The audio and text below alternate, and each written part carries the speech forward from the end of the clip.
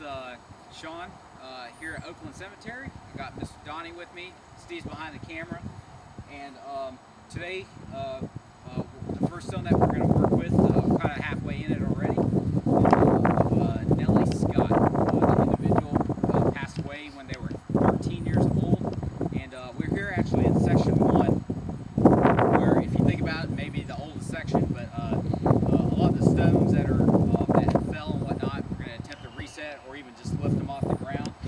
So this here, the base of the stone was pretty much buried in the ground, which Donnie's pretty much taken her out. And then the stone that had fell down, there's 2 pins on the bottom. And what we're going to do is the 2 pins will go here and here, and then the bottom stone, there's a 3rd pin, but it's only protrudes to the bottom down, and that's the one that's going to actually go to this base right here.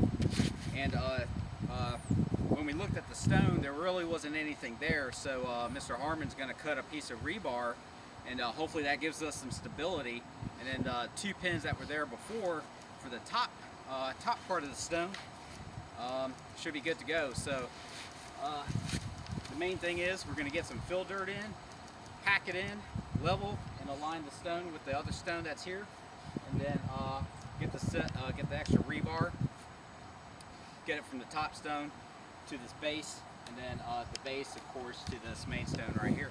And then we'll check in here in a little bit.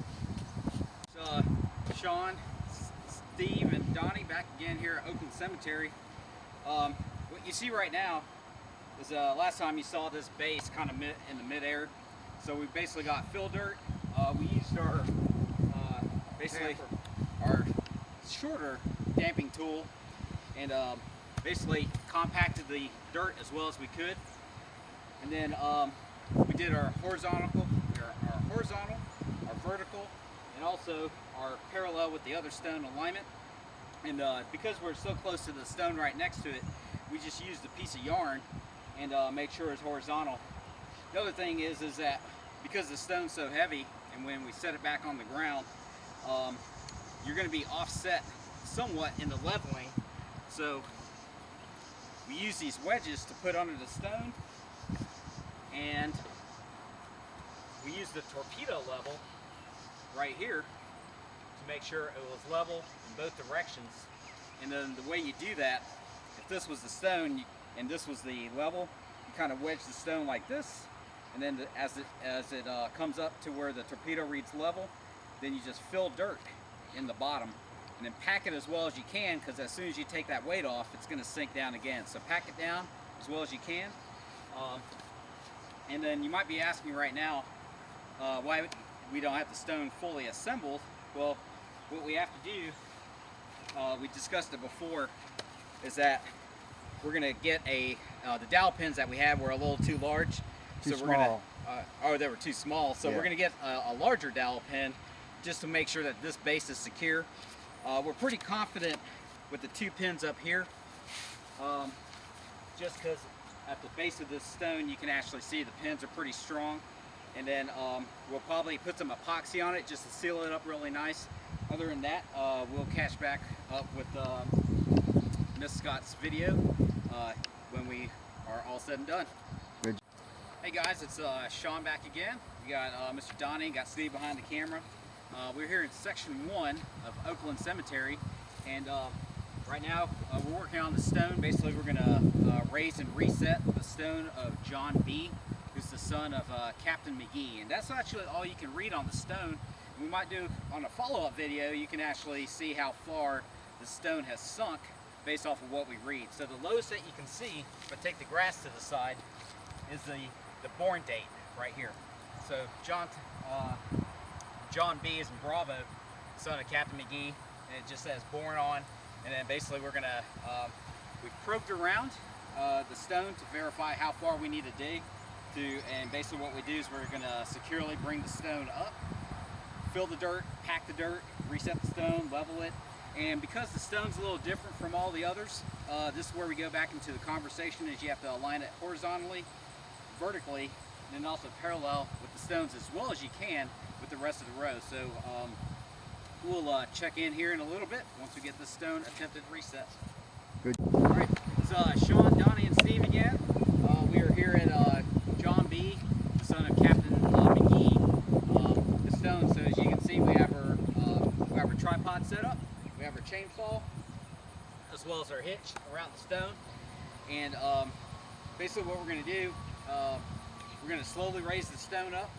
One of the reasons you see a lot of dirt around here is because we want to make sure, depending on the type of stone, it can just be one single piece where it's just flat all the way through. The other time you'll have a base on the bottom. And if you have a lot of dirt sitting on that, if all you think it's a level piece, you can risk damage to the stone. So we cleared all the way around the bottom just to make sure when we lift it, the stone would just gently come up. And then the other thing we look at when we have our chain fall set up here is how much of a distance we have to raise the stone up in order to, one, clear the chain fall, and at the same time bring the stone far enough up so then we can just fill the dirt, pack it, and then reset the stone on the bottom. But just give you a general idea of how far we're going to raise the stone to compare it to where it was. What you saw before was about 1.5 feet off the ground. We're going to attempt to raise the stone. So what you saw before was 16 inches, and the height of the stone is about 32. So we're actually going to raise the stone about another 1.5 feet. Plus the base. From the base. So 1.5 feet from the base is where we're going to raise it up. And then with our setup, we should be pretty much, we have plenty of distance there.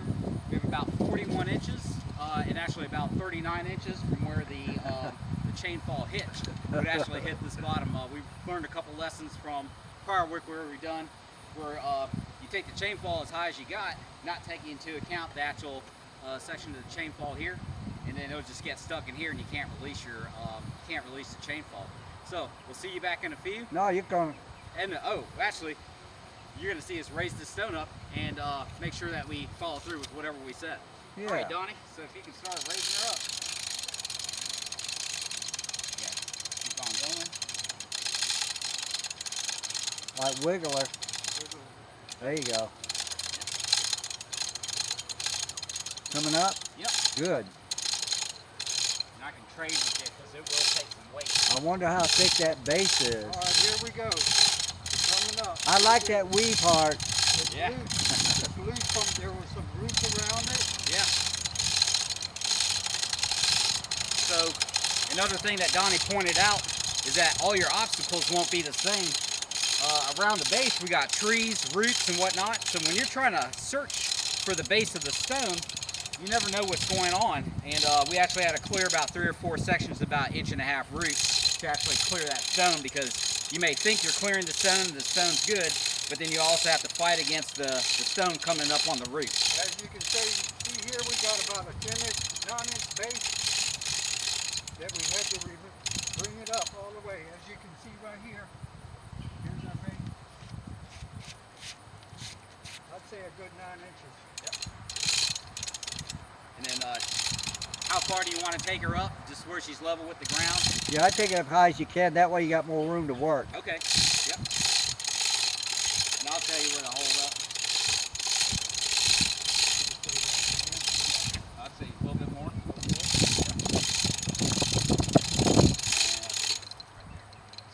Thank you, Sean. All right. So Donnie just raised the stone up, and we actually gave ourselves about 2 inches before this the actual hook would hit the chain hoist. And you just have to figure out what you're working with. We're fortunate enough to have this tripod set up with the chain fall, this really nice nylon hitch. We actually have 3 people here, when actually it could be you yourself out here doing it yourself. So know what you're doing. If you're working with a couple of people, and over here at Oakland Cemetery, we're all volunteers.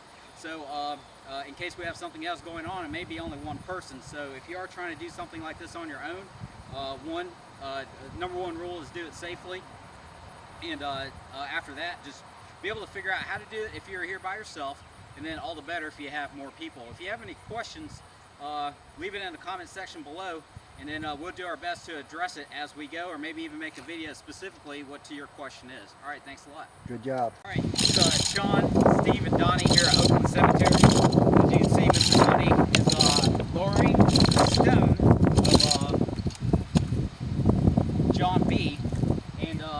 a couple of things that we couldn't see on the first one. The stone was pretty much buried all the way up to here. This individual, the rest of the stone where it reads right here, it was the individual unfortunately drowned at Hampton, and he was born in 1883 and then had passed away in May 2 of 1960.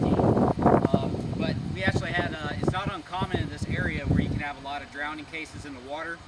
So if you go around the cemetery, there are several cases of that. But back to the stone, we basically filled the dirt, we packed it, and what we're going to do, when we set the stone down, as we've mentioned before, we have to level it into 3 directions, vertical, horizontal, and as well in line with the other stones. So what we're going to do is we're going to have the stone lower down, we're going to get some more fill dirt around the edge, so now you'll have some stability on the ground, probably about to right here, and then we'll also use that dirt and pack it to kind of assist in the leveling of this stone. So we'll come back here in a little bit, and then we'll check in a few. So it's Sean, Donnie, and Steve here over at Oakland Cemetery, back with our with John B's stone. As you can look at, compared to the beginning of the video to now, the full profile of the stone. So once again, we got this green post level to verify it's level in the horizontal and vertical direction. And then because we have almost like 4 or 5 multiple stones, we just got it as parallel as possible with the rest of them. But to aid in leveling of the stone, like no matter how well you pack it, one thing that you don't deal with the stone in the air is the weight of the stone. So once you actually set the stone down, you may have to fine tune it. And what we actually have, I don't know if you'll be able to see it, but we have this wedge right here on this side, and I'll take the wedge out from the other side to see what we're working with. Because once we're leveling it here, it was kind of off center, so then we put the wedge on the side to raise it up, and then to kind of make it level again, there's a wedge on this side which is pretty loose, and we just put the wedge in on the left side of the stone, right side to you, and then to raise it in from up here. And then we may put some dirt around the base just to kind of stabilize it, but it being a pretty heavy stone, she's pretty level, and then of course when it rains it'll further pack the dirt in. And then, but you can definitely see the marked difference between from where it was all the way up here in the ground, and just a couple hours ago it was right here. And then we got it raised up properly. So if you have any questions or comments, just leave it in the description below or email us directly on the actual Oakland Cemetery page. And here we are. See you next time.